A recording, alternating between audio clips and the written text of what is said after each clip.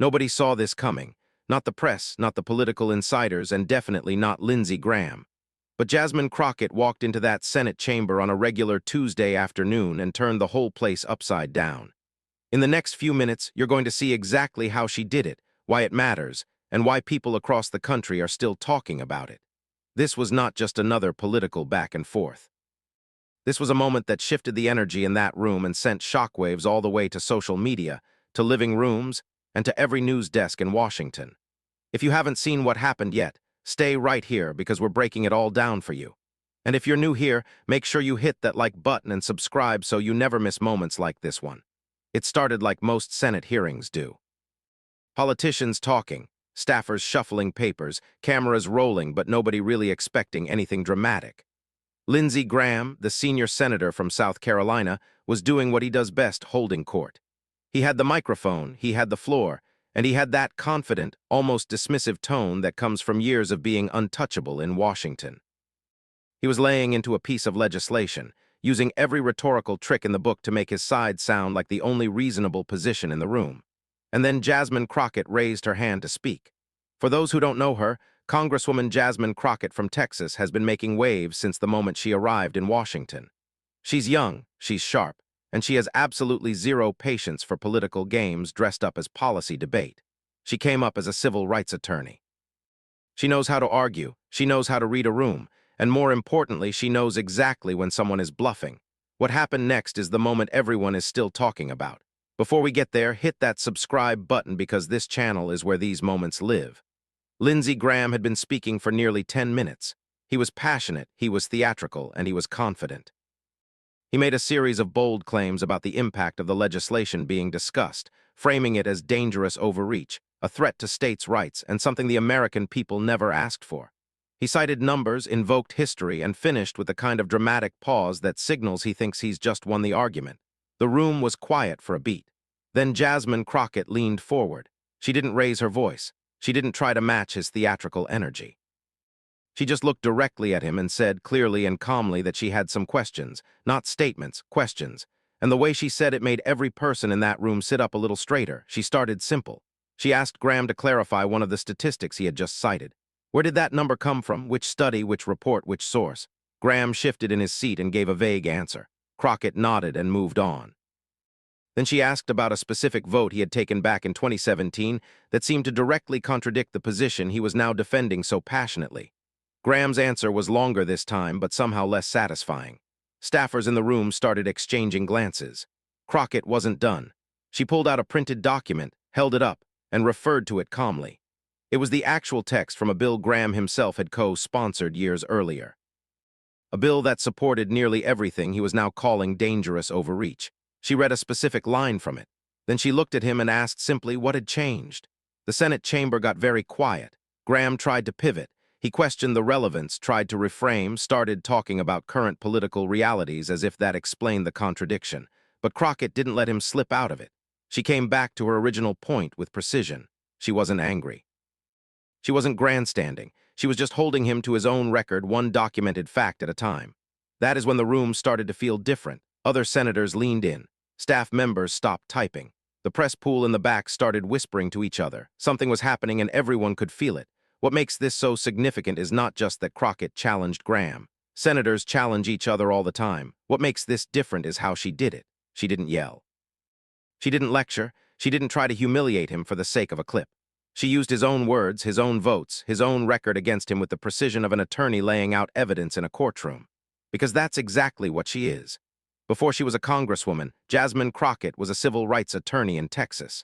She fought cases that most lawyers avoided. She represented people who had no power, no money, and no political connections, and she won. She built her career on being prepared when everyone else was improvised, on being calm when everyone else was emotional, and on knowing her facts cold when everyone else was working from talking points. She brought every bit of that courtroom energy into that Senate chamber. And Lindsey Graham, a man who has served in Washington for decades and who is no stranger to political combat, looked like he hadn't been prepared for any of it. As Crockett continued, the chamber shifted even more. Senators who had been quietly reviewing notes started watching her. The press cameras, which had mostly been pointed at Graham, started moving. The energy in the room changed from routine to electric. She moved through her questions like a chess player who had thought 12 moves ahead. Each time Graham answered, she had a follow-up ready that showed she had anticipated exactly what he was going to say. Each follow-up revealed a new layer of the contradiction she was building. It wasn't an attack. It was a construction, and by the time she reached the final question, the picture was complete. She asked him simply whether he stood by his 2017 position or his current one, because they could not both be true. The room held its breath. Graham's answer was long and winding and ultimately did not answer the question, and everyone in that chamber knew it. Some senators actually laughed, not cruelly, but in the way people laugh when something true has been said out loud in a room where everyone was pretending it wasn't. Graham's own colleagues on his side of the aisle went quiet. There was no rescue coming. Crockett sat back in her chair, calm as ever, and thanked him for his time. The moment didn't need any drama added to it. The facts had done all the work. Within minutes of that exchange, the Senate chamber was buzzing. Staffers were texting. Reporters were filing notes. On social media, clips of the exchange were already being shared before the session had even ended. The phrases Jasmine Crockett said were being quoted everywhere. People who barely follow politics were suddenly watching a Senate hearing. By the evening news cycle, it was everywhere. Cable news ran the clip repeatedly. Political commentators on both sides were weighing in. Even people who disagreed with Crockett's politics admitted that what she had done was remarkable in terms of pure political craft. On social media, the response was overwhelming. The hashtag around the moment was trending for hours. Ordinary people, not political junkies, but regular folks watching from home, were sharing the clip with their friends and family. Comments were pouring in from people saying they had never watched a Senate hearing before but couldn't stop watching this one. That's how you know something real happened. Political media is full of manufactured moments, staged confrontations, and shouting matches designed to go viral for all the wrong reasons. This was different. This was someone who came prepared, who knew the facts, who trusted the process, and who let the truth do the heavy lifting. Lindsey Graham later made a brief statement to reporters outside the chamber. He tried to reframe his position, suggested the context had been misrepresented, and moved on quickly. His office did not issue a formal response. What this moment reveals is something bigger than one hearing. It's about what happens when someone enters the political arena not to perform, not to score quick points, but to actually hold power accountable. Jasmine Crockett did not arrive in Washington to play the game by the old rules. She came to change the rules. And what happened in that chamber is proof that she might actually be doing exactly that. There are already reports that several of Crockett's colleagues, both Democrats and some independents, have reached out to discuss a follow-up investigation into the very legislation that sparked this debate. The documents she referenced in the hearing are being requested by multiple committee members. Graham's team has not commented on that specifically. The political ripple effects of this moment are still unfolding. This was not the last time Jasmine Crockett will use that method. If anything, this hearing proved that it works. It proved that preparation beats performance. It proved that facts, delivered calmly and confidently, can do more damage than any angry speech. Washington has been put on notice. The next time a senator stands up and makes bold claims with a theatrical delivery and no real evidence, there's a good chance someone is going to be ready with the documents, the record, and the questions. This story is still developing. The legislation is still being debated. The political fallout is still coming. And Jasmine Crockett is not done.